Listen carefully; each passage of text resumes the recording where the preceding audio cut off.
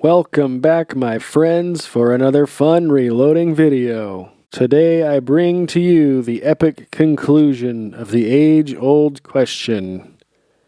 Is that gonna blow my gun up? Is this brass safe to use? Is that gonna fire from out of there? But before we get started, I'll just remind you that my results are going to be far different than your results. So don't take what you see here as gospel and test everything on your own. So the actual load were 55 grain projectiles here. I still don't know what brand these are, but they're 55 grains and they came in bulk and I've got a pile of them, so I was using those. And we used 23 grains of Hodgdon H335, which is the starting charge off of their website here. And the primer we went with was the CCI number 400 small rifle primers. I went ahead and shot these against my greater judgment and apparently everyone else's. But anyways, I went ahead and shot them.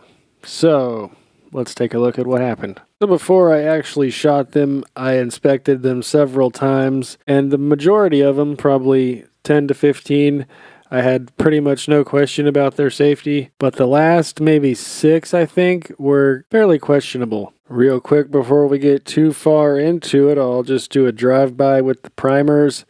They're all fairly rounded. These were the CCI 400s, which are a little bit softer than, say, your number 41 or 450s. But aside from each different head stamp having a different case capacity, I don't know that any of our dents were really large enough to increase the pressure on one case over another.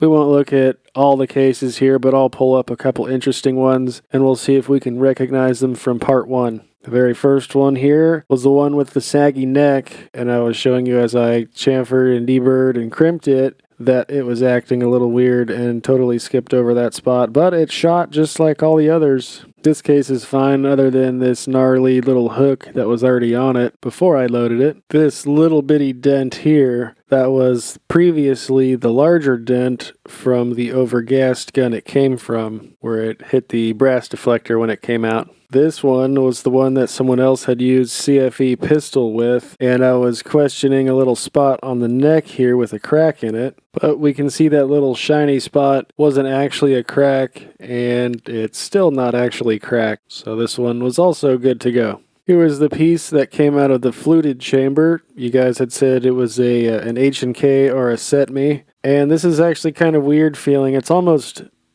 smooth again from both getting sized and then blown back out in my chamber. It looks pretty cool, but who knows if any of those points are any weaker than the rest of it. This one here is a little difficult to see, but this scratch was merely cosmetic and not actually a crack or deep enough to cause any sort of damage upon firing.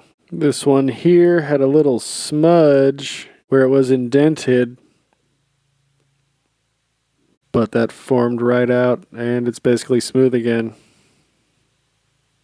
This one had a little bitty indentation from maybe a piece of sand or something being fired in the other gun it came from, but it's pretty much smoothed out now. Not a whole lot of damage. This one was similar to the last with that little indentation from whatever chamber it came from.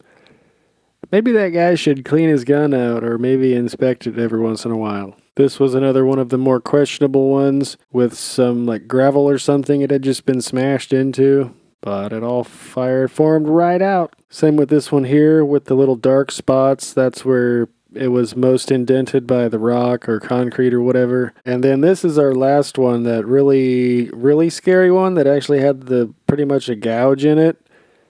I went ahead and fired this because I'm an idiot, and it worked actually. But even though it worked, it looks like hell, and I'm going to throw all this brass away. I'm never using it again, and you shouldn't use brass in this condition either. Unless, of course, apocalyptically speaking, you're wandering the wasteland and this is your only brass.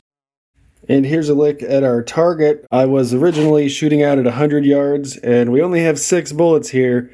because during a cold range changeover, I was picking up brass, and then some dude bros put a new target over the one I was working on and started blasting that. So I had to move up here at only 25 yards where I was working on some 300 blackout. And so our last 6, those were actually the worst pieces of brass.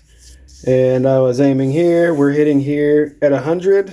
They were pretty much the same point of aim, except they had a very large vertical stringing, probably about 5 inches, but they were only about an inch or 2 wide. So they all had mixed cases, and with the dents, they all had different capacities, which would, sort of explain the vertical stringing that we're seeing here. And I'm sure if I had a chronograph, we'd have been able to see the differences in velocity as well. So did it work? Yes. Would I recommend this to anybody?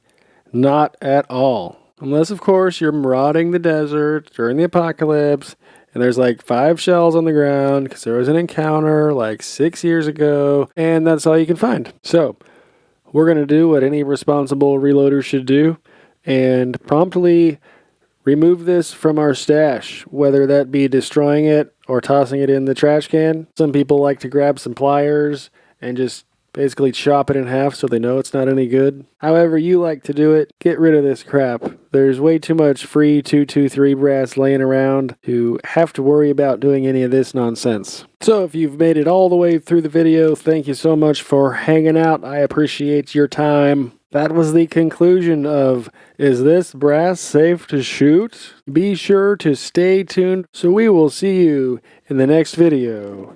Have a good one. I done told you they'd work now. You're just a big old wuss. Hey, you're just too dumb and stubborn to know when to quit. We're gonna throw out all the brass just like we said we would. Either that or sell it on Gunbroker for about $38. I know what I got.